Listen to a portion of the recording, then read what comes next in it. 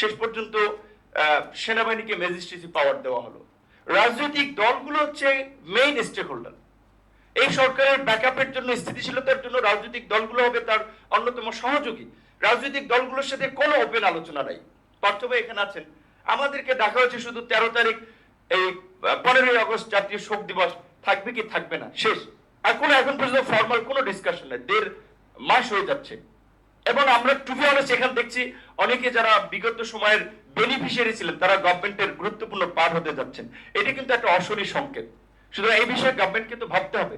গভর্নমেন্টের সাথে যাদের অ্যাক্সেস আছে, আমি ইন্ডিভিজুয়ালি আমরা বলছি এই গভর্নমেন্টকে একটা জাতীয় সরকারের রূপ দেন। মেজর পলিটিক্যাল পার্টিগুলো থেকে 2-1 করে প্রতিনিধি নিয়ে 21 সদস্যের গভর্নমেন্ট পাচ্ছে না। পার্বত্য চট্টগ্রামে এটা সিম্পল ঘটনা না, ওইখানে পাহাড়ি বাঙালি সংঘর্ষ হচ্ছে, কিন্তু বাঙালিদের তো শুরুর দিকের ঘটনা ইনভলভমেন্ট ছিল না। একজন বাইক চুরি করেছে, চাকমারাই পিটিয়ে মেরেছে, তাহলে এটা তো তাদেরই একটা পার্ট। সেখানে কেন পাহাড়ি বাঙালি এটা পরিস্থিতি তৈরি হলো?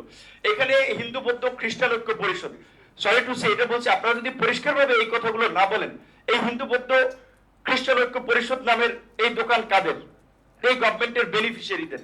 রানা দাশগুপ্ত এই গভর্নমেন্টের সবচেয়ে একজন বড় বেনিফিশিয়ারি। তিনি পলাতক থেকে বিবৃতি দিচ্ছেন কতগুলো ঘটনা যে এই গত 4 অগস্ট থেকে 20 অগস্ট পর্যন্ত নাকি 2010টি সংখ্যালঘু হামলা হয়েছে। আমি জিল্লুর ভাইকে অনুরোধ রাখবো, সম্ভব হয় যদি সিজেস এর পক্ষ থেকে সংখ্যালঘুদের উপরে হামলার একটা তদন্ত করেন, এবং আপনারা যেহেতু একটা বড় আপনার প্রতিষ্ঠান, আপনাদের কানেক্টিভিটি আছে, আপনারা একটা জাতির সামনে এই প্রতিবেদন উপস্থাপন করেন। কিছু আগে ইন্ডিয়ার মিডিয়াগুলোতে আমরা দেখেছি এখানকার মাইনরিটি কিভাবে ট্রাম্পকার হিসেবে ব্যবহার করে যে আপনার ওখানে প্রচার করা হচ্ছে যে ঘটনাগুলো ঘটেছে ম্যাক্সিমাম 2-1টি রাজনৈতিক ঘটনা, এতগুলো এভাবে ঘটনা ঘটে নেই। তারপর আমরা চাই কোনো ঘটনা ঘটবে না, কিন্তু এই যে একটা বেনিফিশিয়ারি গোষ্ঠী গত 15 বছরে তারা কিন্তু রাষ্ট্রকে স্থিতিশীল অস্থিতিশীল করার জন্য নানানভাবে চেষ্টা করছে। পাহাড়ের অবশ্যই যে কোনো আপনার বাঙালি বলেন নন বাঙালি বলেন তাদের প্রতি আমাদের পূর্ণ সমর্থন, সহযোগিতা, সহানুভূতি আছে, কিন্তু একই সাথে এটা তো অস্বীকার করা যাবে না 72-এর দেশ স্বাধীনের পর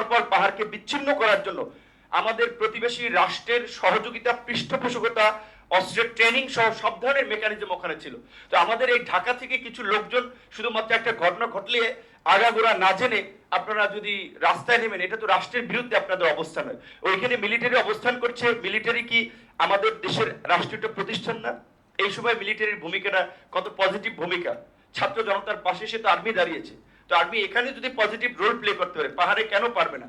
সুতরাং পাহাড়ের এই সশস্ত্র গোষ্ঠী এবং বিচ্ছিন্নতাবাদীদের বিরুদ্ধে শক্ত অভিযান চালিয়ে দমন করতে হবে, অন্যথায় আমি মনে করি এটা বাংলাদেশের নিরাপত্তার জন্য একটা বড় ঝুঁকি তৈরি করবে। এইটুকু বলে আমি আর বক্তব্য শেষ করছি। ধন্যবাদ।